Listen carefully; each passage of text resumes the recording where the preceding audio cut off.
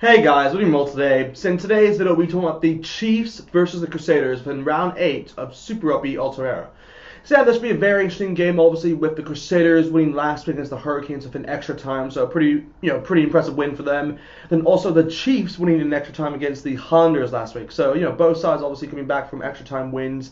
And yeah, they'll definitely want to continue their winning form, really. This is a big game, you could say, within the competition, because obviously if the Chiefs do win this game, they make that top three, a lot closer than it is already. And then if the Crusaders do win it, then it kind of does confirm that they will maintain that the second position for sure. So it is a huge game in the circumstances of this competition. But anyway, the game is played within Hamilton, so the Chiefs will have home advantage. And to be fair to them, they have actually done pretty well against the Crusaders at home, but more within recent years. But more or less, I think, the Crusaders have done pretty well, against them away. So we'll see what happens there, because normally it's always a good battle, you could say, between the two. But yeah, anyway, here are the lineups, obviously, for both sides. I run them by with you guys, tell you what I think about them, and yeah, I'll just give my prediction right afterwards. So, starting off with the Chiefs, they have a pretty interesting front row, obviously. They haven't really made any change to that front row, with the likes of Aiden Ross as well as Angus Talbot, two pretty good props there, with Angus Talbot being, a solid prop and, obviously an all-black caliber prop in that sense. But yeah, they'll be facing the likes of, obviously, George Bauer and then Michael Aotearoa. So it is actually a closer competition than normal. Normally, I would sway towards the Crusaders straight away because they usually have the likes of Joe Moody and Aotearoa. But, of course, with Joe Moody being injured now, if you don't know, yeah, he's definitely injured now, up to at least 6 to 8 weeks, I believe. So that does kind of put the competition, I'd say, slightly closer within the Chiefs' favor. And I'd say for that reason, I would actually edge towards the... I'm actually going to edge it still towards the Crusaders, but it's very close. I'd say it's closer than what you think. But anyway, moving on to the hooker spot. So the hooker spot is a very interesting one, obviously, with Takaleho, obviously, for the Chiefs. He's been very impressive so far, you could say, throughout this competition. Probably his stand-up performance, I'd say, was against the Blues. But overall, he's been pretty good for the Chiefs so far. But he'll actually be facing the likes of Brodie McAllister, which is actually interesting because, obviously, Cody Taylor has started every single game for the Crusaders since. But it's good to see that he's been put on the bench, so he will actually make that you could say that impact off the bench when he comes on. But more or less, McAllister's been pretty good as well. He's obviously been the bench man for Cody Taylor, so it's good to see him have a start within this. And more or less, he's pretty good experience. So should have a decent game really. I mean, I'll probably edge towards Takaleho just purely on the basis of where she's had, I'd say, more impressive performances within this competition so far. So moving on to the locks, obviously for both sides, with the Chiefs, you do have that very good, I'd say probably one of their best positions, I'd say, which they're covered in with Tupu Valai, of course, and Al Kui. Those two are brilliant, and the chemistry between those two they're forming a formidable partnership, you could say.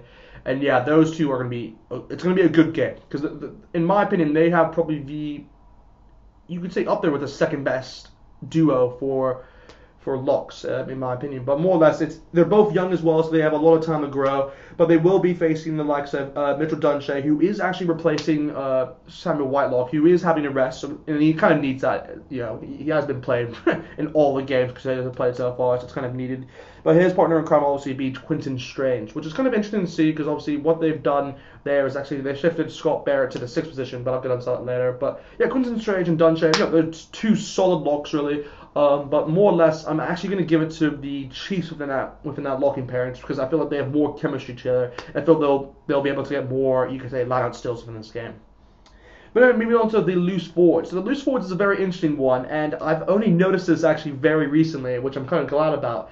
But I've just noticed that the Chiefs, when you look at the Chiefs loose forwards, they do have the likes of Mitchell Brown at 6, but you actually do have the return of Lachlan Boshier at 7, which is a huge deal in the sense of not just within Super Rugby, but also for the All Blacks and how they'll actually decide their team for the future. Because Lachlan Boshier was brilliant. I mean, he was probably my. It sounds weird because obviously you would probably give it to the likes of Richard Mwanga last year, but Lachlan Boshier was the most improved player I'd say throughout last year, and he was brilliant. So for Chiefs to have him back within this side, it's big news. So that's a good position to fill in, obviously, at that 7 spot. And obviously you do have the likes of Luke Jenkinson at 8.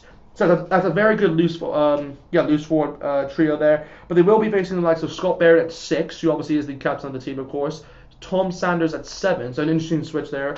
But more or less they have Ethan Blackletter at 8, which is kind of interesting because obviously he is replacing Cullen Grace in that position, but Ethan Blackletter has played there before, and he's done pretty well there. So it's one of those where it's kind of a swap for swap really. For the reason, I would have actually given the Crusaders it, but because Lachlan Boshier has actually returned, I'm actually going to give it to the Chiefs. And I just think Luke Jacobson's actually played brilliantly so far within this comp, so he's definitely one to look out for, I'd say, within this game. He's on the you could say the verge of an All Blacks call-up. But for me, I mean, Lachlan Boshier deserves it even more, but we'll have to wait and see. Yeah, you can comment below if you agree with me. But yeah, anyway, moving on to the backs. With the backs, it's an interesting one, obviously, with that 9-10 combo, because the Chiefs actually have a very good combo, in my opinion, with Brad Weber as well as Damian McKenzie filling in that 10 position. And then, obviously, with the Crusaders, you do have the likes of Mitchell Drummond and then, obviously, Richie Mo'unga. Normally, I would actually go with, it's a weird one, but the Chiefs are like the kryptonite, you could say, to the Crusaders, and it's a weird one. But I'm actually going to go with the Chiefs here, because I just think they have a more interesting combo with Brad Weber and Jamie McKenzie compared to Richard Mo'unga and Drummond. Don't get me wrong, Drummond's actually been brilliant so far within this comp so far. I mean, he's definitely improved within that position, and I'd say he's definitely made more of a claim, you could say, for an All Black call-up within that position than Bryn Hall this year. But yeah, to say the least, I mean Richard Mo'unga is, he's brilliant. I mean, in my opinion, he's still it's one of those where he's always going to be debated within that 10 position. But I mean, Jamie McKenzie has been probably the player of the season, I'd say, so far for the Chiefs. So yeah, more or less, it's going to be a good probably the key battle in the game for sure within that 10 spot. Then moving on to the centers. The centers is a very interesting one, obviously, with the likes of Alex Nankerville as well as Antonio Brown for the Chiefs. But for the Crusaders, you do have the likes of David Havili at 12, and then you have Leicester at 13, obviously with Leicester replacing Josh Good, who is injured, I believe, for the rest of 2021. So that's a huge headache, you could say, for the Crusaders as well as the All Blacks. But you could say that also opens up an opportunity for a center spot to be filled in within the All Blacks. So I'm actually happy about. Obviously, hope he recovers well, but I'm actually happy that opens an opportunity, because a center spot is always that's one of the key positions within the All Blacks, which I think they can definitely improve on.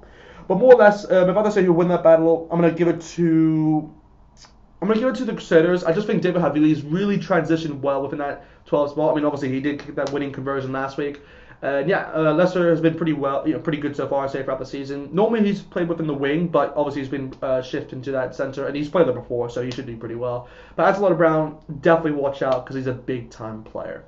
But anyway, moving on to the wingers, obviously you do have the likes of Aotearoa for that 11 jersey for the Chiefs, but for that 14 you do have the likes of John Lowe again. So they haven't actually changed their wingers, which is kind of surprising, because I would have thought they would have changed that. But it's good to see that they're actually sticking to their guns. But with the Crusaders, obviously they do have the likes of George Bridge at that 11 spot, and then Sever Reese. So yeah, I mean, for this one I'm gonna have to go to the Crusaders, because they just those two wingers are just insane. They're lightning quick. They're able to very consistent, I'd say, throughout every game, especially George Bridge. But yeah, more or less, Crusaders will win that battle all day. For the 15th spot, the last one, obviously, you do have the likes of Chase Tia, who is filling in that void from Damian McKenzie at 15. And he's done pretty well, I'd say, so far within the Chiefs. Obviously, he's only been with the Chiefs this season, but more or less, he's done pretty well, I'd say, and made a massive impact towards that team. But, I mean, you can't overlook Will Jordan, really, at that 15th spot for the Crusaders. I mean, he's just, in my opinion, the best 15. You can argue that maybe with Jordy Barrett, maybe, but I actually think Will Jordan is the best 15 that the All Blacks could select. But we'll see what happens there. But more or less, definitely Will Jordan wins that battle. So that's kind of with the lineups. If I had to say who actually wins the game, I'm gonna actually edge it. See, I would normally edge it towards the Crusaders, but I'm actually gonna pull for a Chiefs shock win. I'm gonna say the Chiefs will actually win the game, and I'll say they'll win this game by only 1 point. So also they'll win this game 27 points to 26. 27 points to 26 is my final prediction for this game. So anyway, just hope you guys have a good day. Definitely like, comment, subscribe, and I'll see you guys next time.